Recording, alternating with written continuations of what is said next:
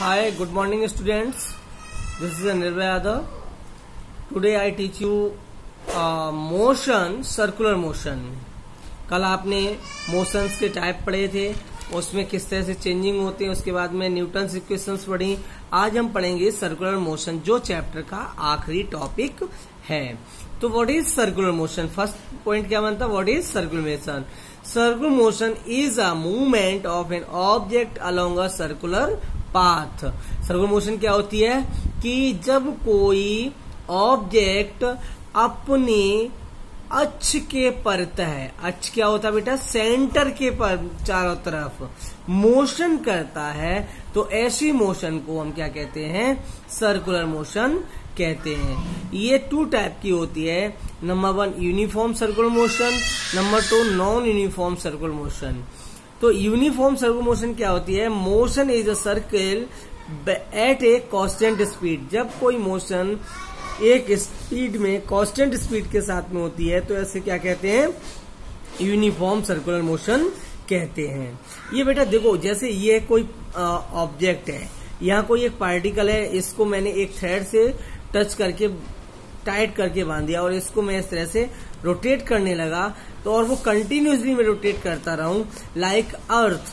अर्थ कैसी होती है? अपने सेंट्रल के चारों तरफ, मीन सन के चारों तरफ, उसका सेंटर क्या है? सन है, तो सन के चारों तरफ एक कांस्टेंट स्पीड के साथ में मोशन करती रहती है. ऐसी मोशन को यूनिफॉर्म सर्कुलर मोशन कहते हैं. और इस पर एक फोर्स लगता है, एक एसिलेशन लगता है, जिसको हम क्या कहते हैं? सेंट्रीपिटल एसिलेशन कहते हैं. इसके बाद में आती है non uniform circular motion. Motion in a circle eight A not constant speed. ये क्या होती है? मोशन को ये कभी भी कांस्टेंट स्पीड के साथ में मोशन नहीं करती है. It's particle along the circumference of circle with change speed. जो इसके जो पार्टिकल्स होते हैं सरकमफ्रेंस के चारों तरफ कंटिन्यूसली चेंज होते रहते हैं. ऐसी मोशन को हम क्या कहते हैं? नॉन यूनिफॉर्म मोशन कहते हैं. इसके लिए एग्जांपल क्या है? जैसे सपोज कर लो, आपने एग्जांपल में दूं, अगर एक साइकिल का एग्जांपल दे रहा हूं, ठीक है? एक साइकिल, जैसे आप एक साइकिल चला रहे हैं तो कंटिन्यूसली नहीं चलाते हैं, कभी आप बहुत स्पीड में कर लेते हैं, कभी आप स्लो कर लेते हैं. जो उसके व्हील होते हैं वो कभी बहुत स्पीड में चलते हैं, कभी स्लो चलते हैं. तो ऐसी मोशन, एक ये नहीं है कि वो अपने सेंटर के चारों तरफ नहीं घूम रहे, वो भी अपने सेंट्रल के चारों तरफ मोशन कर रहे हैं, लेकिन एक कांस्टेंट स्पीड के साथ में नहीं कर रहे हैं. तो ऐसी मोशन को हम क्या कहते हैं? Non uniform circular motion.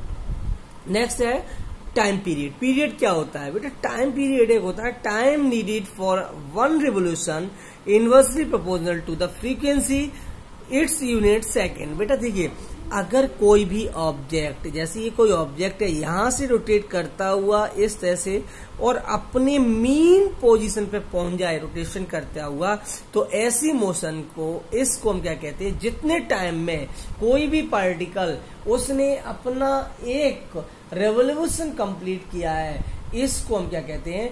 Time period कहते हैं. इसको हिंदी में कहते हैं काल या समय. ठीक है?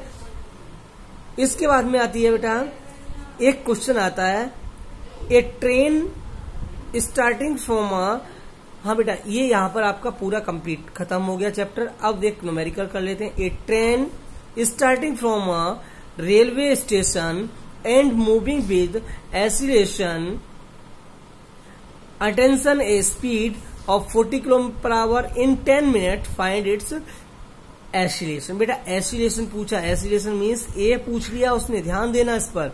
तो U इक्वल टू क्या है? 0, क्योंकि इनिशियल पोजीशन है, क्योंकि अभी ट्रेन चलना स्टार्ट नहीं हुई है. And V equal to 40 into 5/18. 5/18 क्यों करते हैं? जब कोई स्पीड km/h में दी हो तो उसको मीटर/सेकंड में कन्वर्ट करने के लिए 5/18 से मल्टीप्लाई किया जाता है. तो V इक्वल टू 40 5/18 100/18. बेटा आपका 2 से काट देंगे तो ये 100 टाइम्स कटेगा, ये 9 टाइम्स कटेगा. 100/9 मीटर/सेकंड आ जाएगा. टाइम आपका दिया हुआ है 10 minute.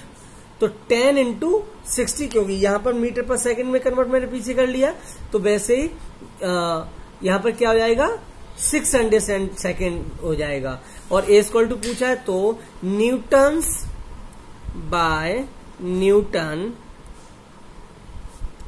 Newton's first equation, v equal to u plus 80, तो v की वैल्यू क्या है 100/9 पीछे निकल के आई थी, u 0 है, a into 600, a equal to 100/9 into 600, तो a इक्वल टू क्या हो जाएगा 1/54, और बेटा इसको जब हम कैलकुलेट करेंगे तो आएगा 0.0185 मीटर पर सेकंड स्क्वायर, और ये आपका क्या होगा एसिलेशन होगा। ठीक है बेटा, ऐसे ही आपको न्यूमेरिकल आपको भी करने हैं घर पे बैठ के, अच्छे से एनसीईआरटी की बुक से करने हैं। ठीक है, थैंक यू।